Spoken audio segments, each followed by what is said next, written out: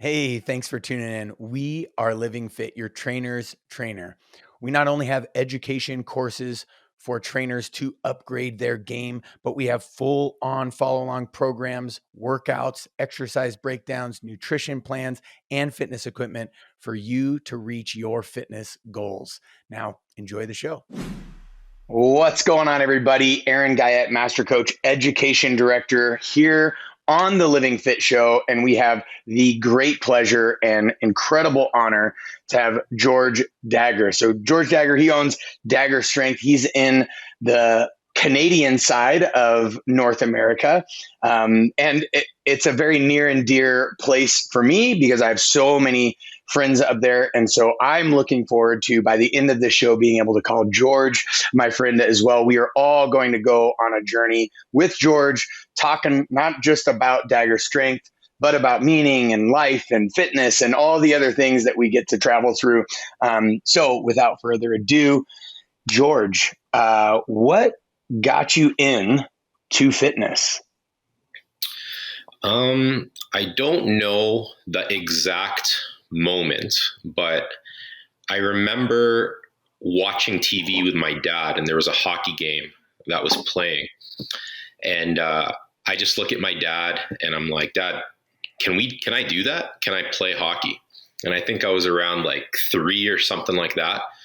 And my dad was like, yeah, absolutely, you could play hockey. My mom overheard that, and she was like, she saw all the violence associated with hockey and the heavy hits. And she's like, but first you need to learn how to skate. If you want to play hockey, you got to start off with figure skating. So my first sport was figure skating. And then a year later, I started hockey. So yeah, that's kind of how it organically transpired.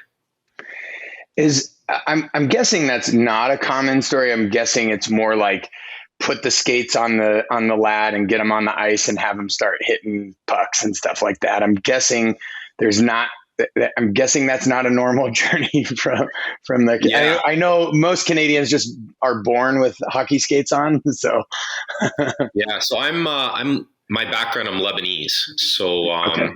Culturally, I guess my parents didn't know the proper way about going about things. All they knew was Elvis Styko, who was like this famous Canadian figure skater at the time, did an incredible McCain commercial for fries and punch. And my mom loved Elvis Styko, loved the dancing, the music, all that stuff. And she's like, the dude skates really, really well. So she's like, you got to start off with that. And then my dad was a Gretzky and Gilmore and Clark fan. So he was just like, let's do that. No problem. Because every husband knows that you don't want to argue with your wife. It's much easier to be like, we have the same end destination. Let's just travel there at a pace that's synergistic. So yeah, my dad played the long game, and it paid off. That's awesome. So do you think that, obviously taking a little bit of a different route, but I don't think a bad route from my standpoint, right? Observing from this side. Do you think that paid off doing the figure skating route first and then hockey? Yeah, absolutely. Looking back now, I could say that posture was huge in figure skating. I mean, you're not going to land, an axle, double axle, triple axle without good posture, without good mechanics. You have to be balanced. Your arms got to be up. Your upper body has to be in good posture. And if you've ever tried to do a 2-minute display of your figure skating talent to music or whatnot, like a show, your cardiovascular system is is wrecked. Like, you're tired after that because you're going through run around, do a deadlift. Instead of a deadlift, you're going to jump, then you're going to land, then you're going to do some other spin, right? So you're basically playing with battle ropes for 3 minutes while someone's telling you what to do, Yeah. So looking back now, it's amazing. And I got my wife 2 years ago. She bought me figure skates because my mobility now is way better than what it was then. And I was a bit of a chubby kid then compared to everyone else who typically does figure skating. Mm-hmm. So there's a lot of body dysmorphic issues, I think, within the sport, and probably like, you know, a mental struggle in that. Where looking back now with my experience that I've gained over the years, I'm like, wow, like, it could have been approached so much differently, healthier, and I could have actually, you know, been really good actually in figure skating. I really believe it. Yeah. Probably better than hockey.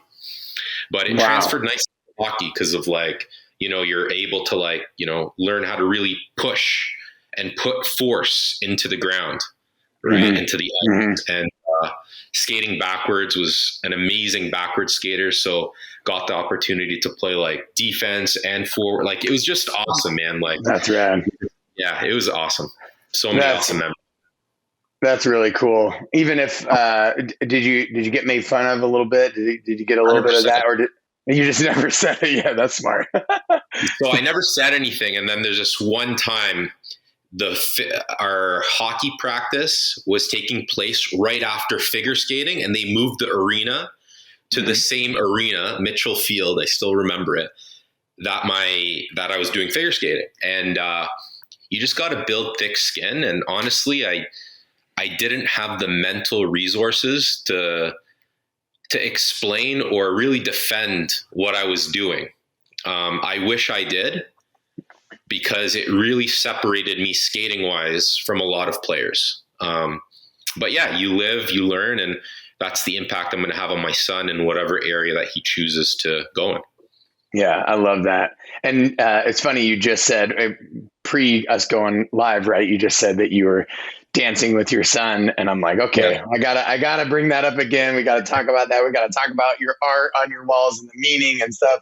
I love all of this. So we're gonna switch gears, because I mean, coming from figure skating, right? It's like dancing with ice skates. Yeah. And it's if you've ever watched a performance, you can tell these are like the most fittest figure skaters, and they are heaving, right, breath at the end of their routine or their display, right? So if you're in the fitness realm, you know how much they are working. Also how high they're jumping and how fast they're spinning. Like, to me, is just incredible feats of strength and athleticism, balance and coordination and all that stuff.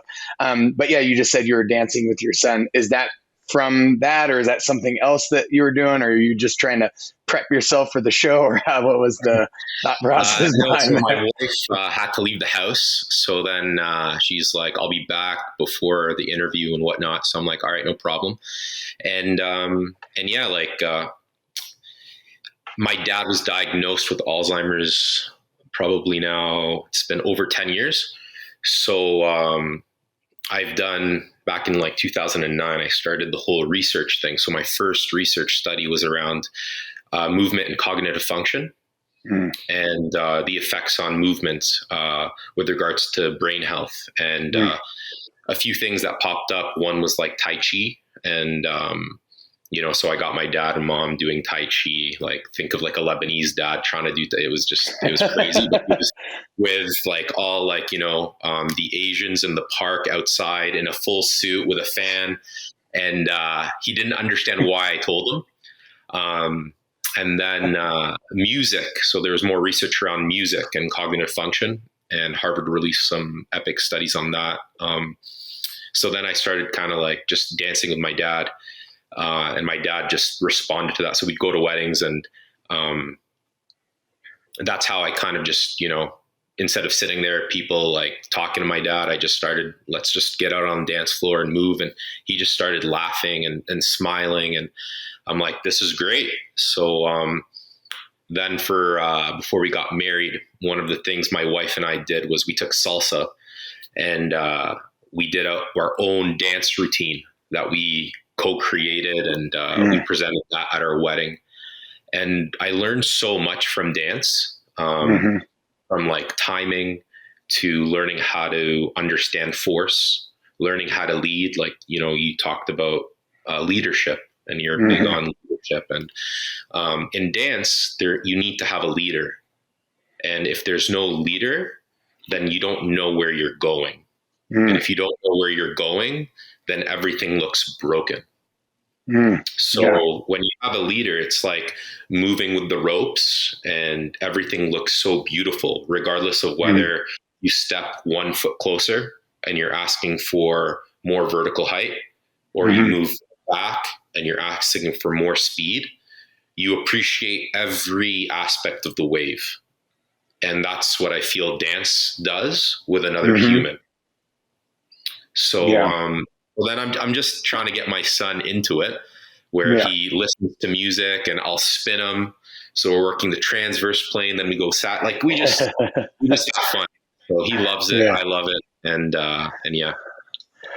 I love the beauty of the way you explain that, because I feel like my brain works very similarly, where I can appreciate the linear aspects of this and like why it works, and that it isn't in the transverse plane, and then we move sagittal and frontal, or however, and then you're seeing all these kind of linear didactic forms or formats even of what's going on, but then you're also just purely enjoying the beauty and the harmony and the fun and the laughing and all of that like at the same time. And that whole brain connection is, oh man, it's such a refreshing listen, right? To hear you describe both sides of that kind of equation of what's going on.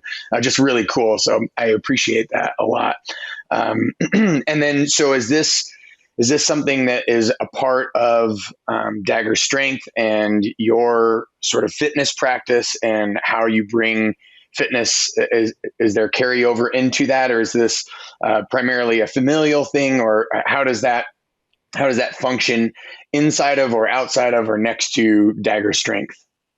Yeah. So Dagher Strength, and I guess you'll understand this just from your, I guess, philosophical and belief system. The tagline was iron sharpens iron. So just as one man sharpens another, similar to iron sharpening iron. So the whole idea is that in order to get that close, where like two swords are literally close, like you have to establish some kind of relationship, some kind of trust. And you got to break those barriers. So you got to have like real conversation. Like any trainer. So I started off in personal training. Geez, when I was, I don't even know now. It's been like 20 years or something. Like I started training at a young age. I learned that if someone trusted me, they'll listen to me. And then the next part is, do I trust myself do I trust the information that I'm giving that person? Are they going to be safe? So early on, you're excited, you get to know people, you talk to people, you know what I mean? You go over your hour session or your half an hour session because you're so passionate, And then later on, you learn a lot. So then you have all this knowledge, and it kind of disconnects from the passionate delivery. And then you eventually, like through experience and through relationship building and through life, you kind of learn how to marry the two. But what you then again learn is that in every season of life, there's a new dynamic, and it's a practice. So when I graduated chiropractic school, you enter practice. You think you're done, but really you're just beginning, right? When you start a program, a fitness program, you think it's like 30 days, or it might be a year, depending on who you're working with. But it's really just like the beginning, And if you understand that it's just the beginning, you have the long game in mind. And in order to keep someone alert and to keep someone thriving, you have to understand the changes along the way in their life. Because, there are moments where people go through a lot of challenge, just like this past year, and different people have different coping mechanisms to navigate challenge. So here's an example. I had the opportunity to do research on baseball pitchers during my postgraduate studies, and we were looking at hip range of motion in relation to ball velocity. And during that time, I was really struggling with school because my dad had, gone missing during, a couple of in the middle of my classes. So I'd get a call, Oof. Your dad's missing. Didn't tell anyone in my school, right? So I'm like, hey, can someone give me a ride so I could get somewhere fast? I didn't want to tell anyone, right? And like everyone's so busy with school that no one's actually hearing me, right? So I'm like, all right, I'm going to leave. So I walk outside. I'm literally walking to like the bus or somewhere, not knowing where I'm going. And there's a gentleman by the name of Rami, who I still talk to till this day. He finished Cairo. Now he's in med school and he's doing his rotation. So anyways, without even asking, he's like, hey man, something's up. And I'm like, yeah, something's up. He's like, what do you need? I'm like, can you drive me here? And he just drives me there, right? And I'm waiting at my dad's store. My dad had a Baskin Robbins at the time. So he was an athlete, engineer, teacher, came to Canada, like things changed. So he's running an ice cream store, right? And we're waiting. And he ends up pulling up and he gives the most beautiful story to the cops, right? And I have a gut feeling. I'm like, Dad, man, like something's up. Like you didn't just miss a turn or whatever. You've been missing for like 3 hours. Mm-hmm. And so I guess I'm mentioning that because I'm wrestling with my study, specifically in like immunology and microbiology, 2 courses that I honestly could not care about at the time. Mm-hmm. And there's so much other stuff happening in my life. I'm trying to balance like 15 other courses, right? That I'm doing awesome. And I'm doing a research project and, I get set back a year. And I thought it was the worst thing ever. Next thing you know, I'm taking this project. I'm in Boston. I got an internship with Eric Cressy. So now I'm like with professional baseball players. I'm doing research on baseball and I take a step away. I'm understanding rehab that's happening on the floor. Ended up taking a few courses at Harvard on obesity and weight regulation and learning from a few professors on like cognitive function and what exercise can do for the brain. And I did research on the professors, and that one failure propelled me forward in a way that like literally changed the direction of my life. And next thing you know, I'm in the States doing school there. And it was really incredible. Like so many doors opened up from that. I guess I've gone off on a tangent. So what initially were we talking about? No, it's okay. Well, because I think that's beautiful because the initial question is, how does dance and movement, with your family and stuff play into Dagher strength. And so then it's actually perfect that it happened this way because now there is a massive amount of context, right? That we can all understand, okay, this is a much broader view of Dagher strength and you and your personal journey or whatever. So I didn't want to stop you. I thought it was incredible. Yeah. So awesome. That brings me back to full circle. So the idea is, how do I communicate with people? It's like, you just have to understand that they're people. And even if they're like a successful doctor, if I'm working with a doctor, if I'm working with an athlete, if I'm working with, a mom who just wants to take care of her kids, like I have to appreciate their individual lifestyle, what they're going through. And I have to understand that changes. And you have to learn how to read body language, which is like part of move more, talk less. Like, what can you understand about a person by looking at them? And like, you being part of like, the Marines and all that stuff, I'm sure you have to do that, right? Because it could be life or death. Oh, yeah. And there's lots of situations with my dad and Alzheimer's where he can't articulate what exactly he's going through. And I have to think on the spot. Like there's this one time where we thought he was having a heart attack and my dad couldn't explain it. So I'm like trying to like communicate with him and he's doing this and I get a fork, right? And I'm just like, all right, I'm like going through his arm. I'm like, can you feel this? He can't respond, but if I poke him hard enough, right? And he winces with his face, I understand that he could feel that. right? And I moved his arm behind his back so then I could take away like the visual association with it. So like, it's just like, what do you do in circumstances where stuff is not clear? And how do you respond? And how do you take everything you know in here and be able to move it? Right. Yeah. And that's kind of how I approach stuff with people. And yeah, so I can't work with a lot of people, but I like to have a big impact with the people that I do work with. That's awesome. And that's I think a perfect way to jump into your artwork in your home, right? Because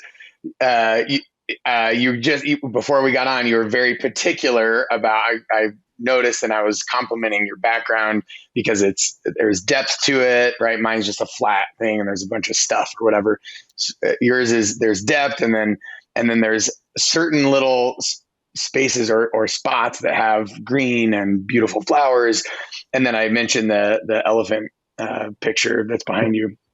And then elephant in the room. Yeah. Right. So now let's talk about the elephant in the room, because I think, all right, that's, it sounds to me like that is sort of, I guess, a microcosm of what it sounds like is your practice. Like, you're doing things very purposeful, right? You're trying to bring people to places that maybe they didn't know they could go to, or they need to go to, or whatever. And you're doing, and the only way to do that is to have maybe very few, so you can have this really high quality impact.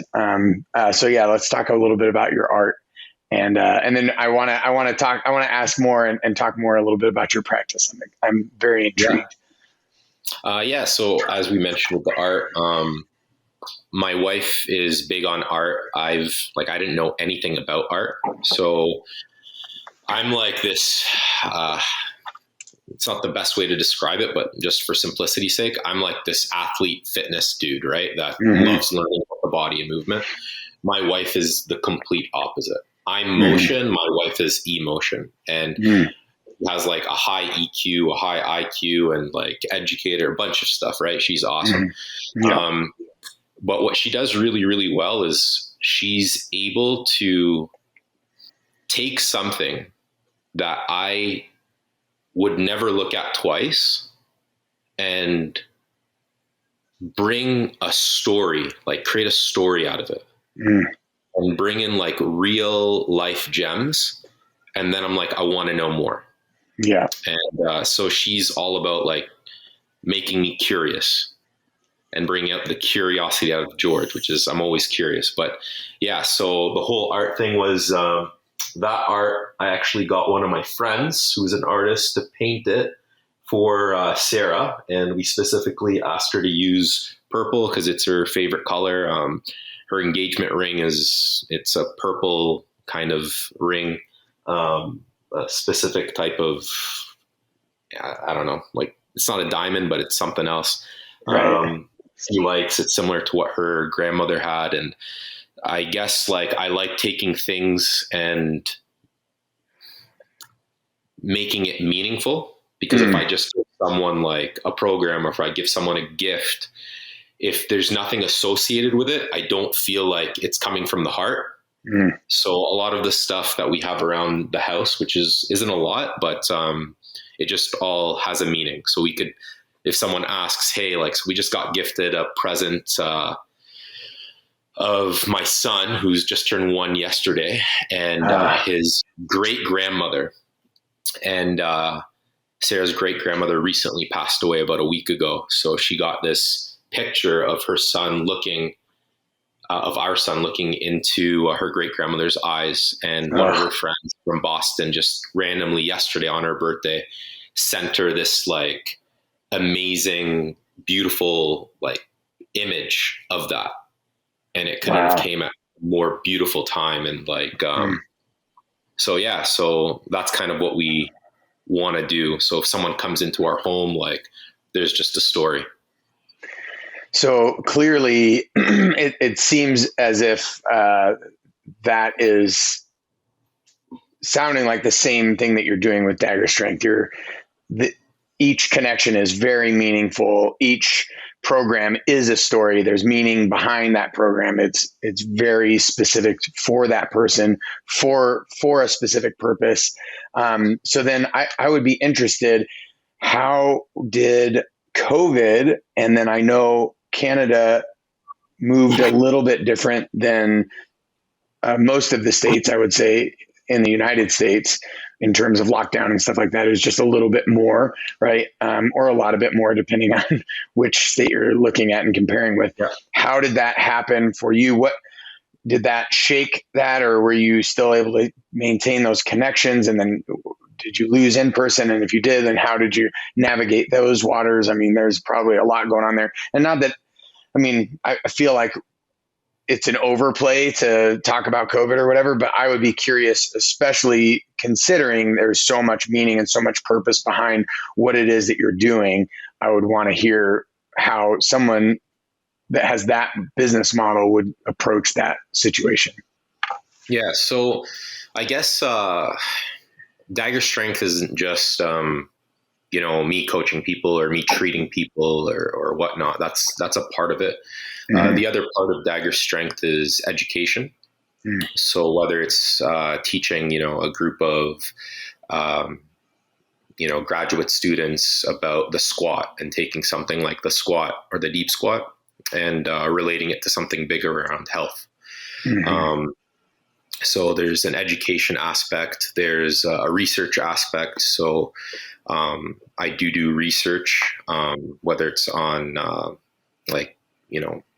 Alzheimer's or whether it's on sports performance, like core double pulse breathing with respect to like hockey shot velocity or whatever it is. So there's a research component, education component, and then a lifestyle component. So some of the stuff over here, I just kind of learned how to do the stuff online. Luckily, again, for me, my wife has been teaching online for the last 6 years at a very high level. So she was able to help me navigate that space in a way that still had impact. And, she's helped other organizations and universities all around kind of deliver that. So I'm very, very, very lucky and blessed to have her by my side. I also still consult downtown, which that's what I was doing. So I'd see a lot of people. So the individuals that just need to come see me because they need a question answered, they got to go through form, or how do I navigate pain using movement? So I provide people strategies. So that was another component. So everything during COVID went online for the first 3 months. And then after that, because chiropractic is considered an essential service, I was still able to provide people with service. I was just very selective, as my wife was pregnant and we didn't know anything about anything. So I worked with people that I trust as opposed to, people that I don't really know yet. Yeah. So that's kind of how it's worked out. And then I think during COVID, everyone learned a lot about themselves. I learned a lot about coping mechanisms. For example, when I was at Eric Cressy's gym, my dad went missing again. So he was at the hospital with my mom, and my mom went in for an MRI because she had a spinal tumor. So she has to get checked on every once in a while, follow up for a few years. And I guess she asked the nurse to watch him. The nurse moved her eye. My dad left the hospital. It was missing for over 15 hours or something. It was real scary. Wow. I found out on Facebook, or my cousin messaged me because my parents didn't want to let me know and scare me while I was in Boston. And when I called my mom, they had just found my dad, and he made it to Lakeshore area. So it was a long ass walk. Wow. With a dude who has in his state. And there's a security guard that found him, and the security guard's wife works with Alzheimer's patients. Oh. And he made that connection based on how my dad was acting. And so it's just someone greater was watching over my dad that day. Some people can say coincidence, but enough coincidences happen and eventually you have to ask like deeper questions. Right. So that day, the day after, I went to Eric Cressy's gym, and I literally did like a max squat, a max bench press, and a max deadlift, and it made no sense, right? But like, and if you saw me, if you just came on that one day, you'd probably be like, this guy's training is terrible. But if you understood the context behind that, you'd probably be like, I understand why. So when I look at COVID in Toronto, my coping mechanism through the challenges in life has been physical activity. Mm-hmm. And when that was restricted or taken away, and you have to learn how to do new things in multiple areas, that challenges the brain, which led to, you know, for sure some areas of mental health that I never really paid attention to, because I'd always cope with it using other mechanisms. So looking now, I wouldn't want someone to go through what I went through. However, it gave me another piece of the puzzle that I'm passionate about, which is mental health, not just associated with Alzheimer's, but just associated with life. Yeah. So yeah, I learned a lot through COVID. Yeah, absolutely. It sounds like it. That's a very compelling story. And yeah, nobody wishes that on anybody, but isn't it a sweet ending when you can look back and go, okay, there's the silver lining. And hey, I wouldn't, maybe choose given the same set of circumstances, but I would definitely choose that silver lining. I would definitely choose to know what I now know. And man, thank goodness and thank God that your dad encountered somebody who knew Alzheimer's. That is a massive blessing. And maybe it was coincidence, or I don't know, 15 hours, and it could have been a completely different story. So very thankful to hear that ended so well. So I want to talk just a little bit more, but before about Living Fit and things like this. But before I do, I have to. I'm just personally curious. So I know Dr. Andrea Ospina. I know Dr. Michael Chivers, and I believe that they are in the Toronto area still. Have you worked with them? And they do research, and I know they're chiropractors. And also, I feel really bad. I feel like I should have been calling you Dr. Dagher, which is a really cool sounding name. I mean, that has power and strength to it right there. But yeah, I'm just wondering if you knew them, worked with them at all. They sound, man, I don't know what's in the water there in Toronto, but they're producing some pretty compelling and pretty amazing chiropractic doctors that do amazing research. Yeah. So Dr. Chivers was a tutor of mine back at the CMCC. I eventually left the CMCC after the Cressy internship, because I realized there's, number one, I guess there's something bigger that I learned about in the States. But I also learned that like it's difficult to focus on school to that degree while everything is happening around you at home. Like my mind, like I'm a guy that's like, once I'm all in, like I'm all in, it's hard to like move me. But if I'm not all in, I'm in two different places. Like it's just not the best. Yeah. But yeah, during my time there, I got to know Dr. Chivers. He's a really nice guy. He actually offered to treat my shoulder once for free. So he called me out. He's like, I was doing a course with him and Spina. They started off with a course. It was like functional anatomical palpation. Yeah. So it's just palpating muscles at the time. And so what I did was I took the upper extremity palpation course with them. And then the following weekend, I took the upper extremity ART.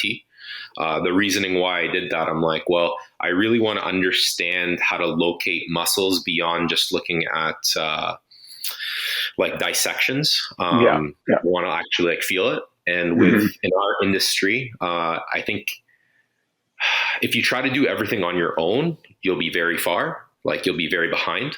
But But if you learn from other people's experience, then you could kind of, move forward more efficiently and have a greater impact. So I learned from both of them. And then I ended up taking the FRC and FRA, which I think you've taken as well. Yes. Just because I'm just always curious about what other people, think about movement. And yeah, learn from, a bunch of other people. But I'm really happy that there's people like them who are passionate about movement and are able to relate to a lot of people. Yeah, that's awesome. Yeah, I mean, it sounds your experience and your education both, and I also love your approach. It's very experiential and education rich, as what obviously as it sounds. Yeah, just really incredible. I'm like, yeah, you're at with Eric Cressy and Dr. Andrea Spina and Michael Chivers and doing chiropractic care. And I'm sure there's a whole litany of certifications and things that isn't even on your bio and on your resume. But clearly, I think people can, all the people that are listening right now can, I think, rest assured that you will care about them, care about what you're delivering to them, give them something that is meaningful, something that has massive amounts of experience and education, both, which I think is really important. And wow, like being able to treat as a chiropractor, but then also train at a really high level with programming and then the research. I mean, I would say that is the picture perfect or the precipice of being like the master trainer. And obviously any master knows that it's continued mastery, right? Lifelong learning. And clearly you've demonstrated that in your life. It sounds like, right, just this continuous learning. So then I am curious, and this is how we finish every show. And we will definitely have to do a follow-up show and do maybe even a deeper dive into Dagher strength, because there's so much there, especially and specifically, I'm very curious about more of the research and the education piece of that pie. But what is LivingFit to you? And somebody with this much experience, obviously hearing the sad but sweet story, of being with your dad and going through Alzheimer's for the last decade or so, being in the fitness industry for a couple of decades now, and then now having a family. And I don't know, also really quick, do you just totally get nerdy and into watching your child learn movement and gravity and the floor? And to me, that has been my greatest fatherhood experience, to watch that in my child. I don't know. But yeah, real quick, is that the same thing for you with your child? Absolutely. I geek out on a lot of stuff. Like I taught my wife about the short foot. So I'm like, look, he's creating like an arch, and he's working on his intrinsic foot muscles. So when we go to the beach, even though there's not a lot, there's a few, we'll go to the sand and then we'll go to the rocky area. So then there's different proprioceptive, or basically like, you feel stuff differently. And I'm just getting to experience a bunch of stuff. But one thing that, a mentor of mine and someone else that I learned from, his name is Ido Portal. Oh, yeah. It's just like I'm not going to teach Will, and my son's name's Will. I'm not going to teach him how to walk. I'm not going to teach him how to crawl. But what I've learned actually in person is I could create the conditions to encourage certain things. So when I taught him how to go up the stairs, it started off with a pen. He wants the pen. I put the pen there and he figures it out.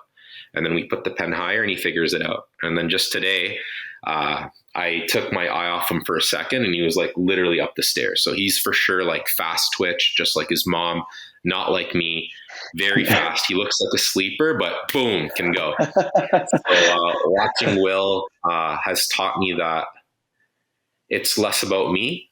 And there's actually like some research where, the more you cue someone, the worse they get. So like, even if you're working with a pro athlete, if I give you like X amount of cues, their movement pattern, all that stuff is off. And I'm sure everyone's seen it. And sometimes it's as silly as it takes research and evidence-based to show you what experience has really taught many new people.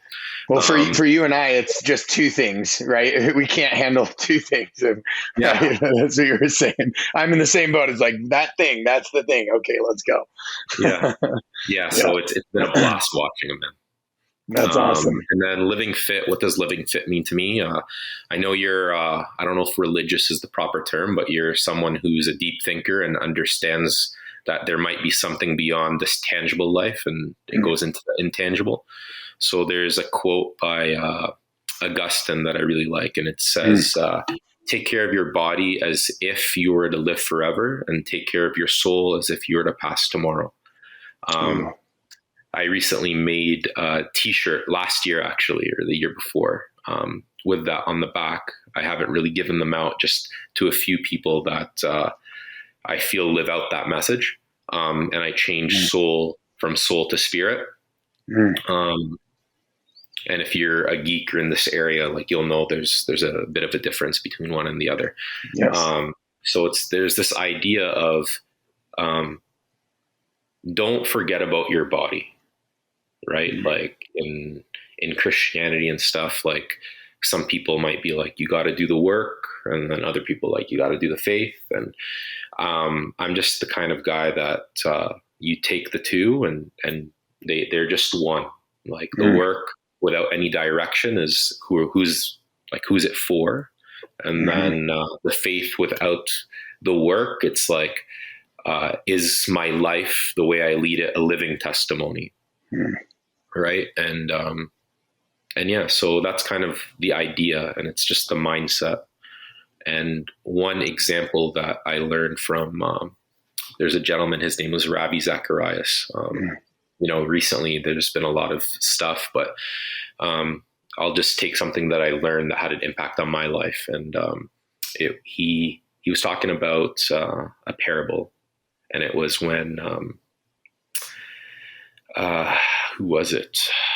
I think the Jews had come to Jesus, and Jesus was obviously Jewish. So they came up to him and they're like, should we pay taxes to Caesar?